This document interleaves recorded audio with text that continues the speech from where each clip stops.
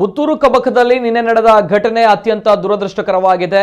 ನಮ್ಮ ಕಾನೂನು ಮತ್ತು ನಿಯಮಗಳನ್ನು ಪಾಲಿಸುವುದು ಎಲ್ಲರ ಜವಾಬ್ದಾರಿಯಾಗಿದೆ. ಪ್ರತಿಭಟನೆ ಮಾಡುವವರಿಗೆ ಪ್ರತಿಭಟನೆ ಮಾಡುವುದು ಇದ್ದಿದ್ರೆ ಬೇರೆ ಬೇರೆ ಅವಕಾಶ ಇದೆ, ಆದರೆ ಸ್ವಾತಂತ್ರ್ಯೋತ್ಸವದ ರಥವನ್ನು ತಡೆಯುವುದು ಸರಿಯಲ್ಲ ಎಂದು ಶಾಸಕ ಯುಟಿ ಖಾದರ್ ಅಭಿಪ್ರಾಯಪಟ್ಟಿದ್ದಾರೆ.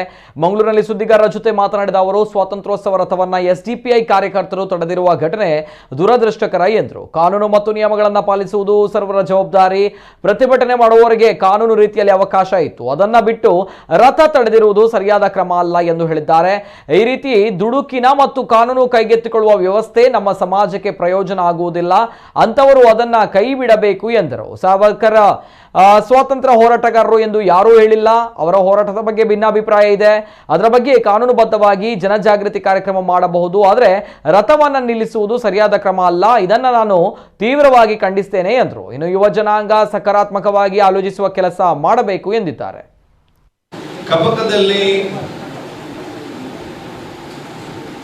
ನಿನ್ನೆ ನಡೆದಂತ ಸ್ವಾತಂತ್ರ್ಯೋತ್ಸವ ದಿವಸ ನಡೆದಂತ ಘಟನೆ ಅತ್ಯಂತ ದುರದೃಷ್ಟ. ನಮ್ಮ ಕಾನೂನು ಮತ್ತು ನಿಯಮಗಳನ್ನು ಪಾಲಿಸುವುದು ಸರ್ವರ ಇವತ್ತು ಜವಾಬ್ದಾರಿ. ಆದ ಕಾರಣ ಪ್ರತಿಭಟನೆ ಮಾಡುವವರಿಗೆ ಏನಾದರೂ ಪ್ರತಿಭಟನೆ ಮಾಡಬೇಕಂತ ಇದ್ದಿದ್ರೆ ಬೇರೆ ಬೇರೆ ಕಾನೂನು ರೀತಿಯಲ್ಲಿ ಅವರಿಗೆ ಅವಕಾಶ ಬೇರೆ ಬೇರೆ ರೀತಿ ಇರ್ತದೆ ಅವರ ಇದನ್ನು ಪ್ರದರ್ಶಿಸಲಿಕ್ಕೆ. ಈ ರೀತಿ ಸ್ವಾತಂತ್ರ್ಯೋತ್ಸವದ ಆ ಒಂದು ರಥವನ್ನು ತರದದ್ದು ಸರಿಯಲ್ಲ, ಇದು ಸರಿಯಾದ ಒಂದು ಕ್ರಮ ಅಲ್ಲ. ಕೆಲವರು ದೊಡ್ಡತನವನ್ನು ಪ್ರದರ್ಶಿಸಲಿಕ್ಕೆ ದಡ್ಡತನದಿಂದ ಮಾಡ್ತಾರೆ. ಅಂಥದಲ್ಲಿ ಇದನ್ನು ಕೆಲವು ಪ್ರಚಾರಕ್ಕೆ ಮಾಡಿ ಇವತ್ತು ಎಲ್ಲರಿಗೂ ಕೂಡ ಇವತ್ತು ಅಪಾಸ ಆಗುವಂಥ ಪರಿಸ್ಥಿತಿ ಇವತ್ತು ನಿರ್ಮಾಣ ಆಗ್ತಾ ಇದೆ.